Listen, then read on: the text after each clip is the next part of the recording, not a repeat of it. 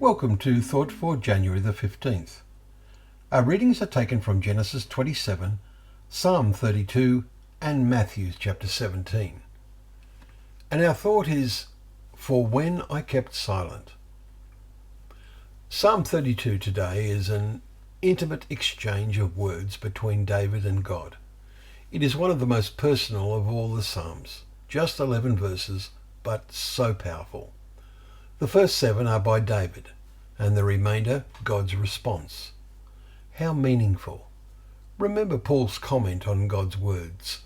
They were written down for our instructions, on whom the end of the age has come. 1 Corinthians 10 and verse 11.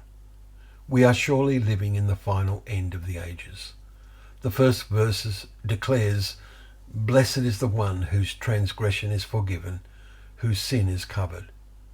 David recognizes that the Lord counts no iniquity in the one in whose spirit is no deceit. Verse 2. His next words are, For when I kept silent, day and night your hand was heavy upon me, my strength was dried up. Verses 3 and 4. The world is full of deceit, and efforts to avoid any penalty for wrongdoing. Does this influence us? Any sense of guilt is pushed out of sight, out of mind. But it is David who sets us the example. He says to God, I acknowledge my sin to you. You forgave my sin. You preserve me from trouble. You surround me with shouts of deliverance. Verses 5 to 7. Then comes God's answer. I will instruct you and teach you in the way you should go. I will counsel you with my eye upon you. Be not like a horse or a mule without understanding, or it will not stay near you. Verses 8 and 9.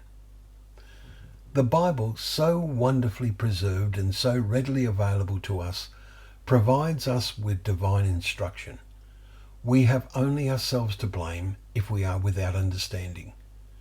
May we all fully sense that steadfast love surrounds the one who trusts in the Lord, and so be glad, rejoice, and shout for joy, all you upright in heart.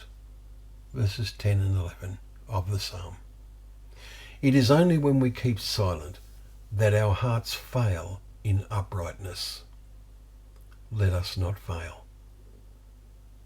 Well, thank you once again for joining us for Thought for the Day, where together we can open up the pages of God's Word, remembering that they are a lamp to our feet and a light to our path.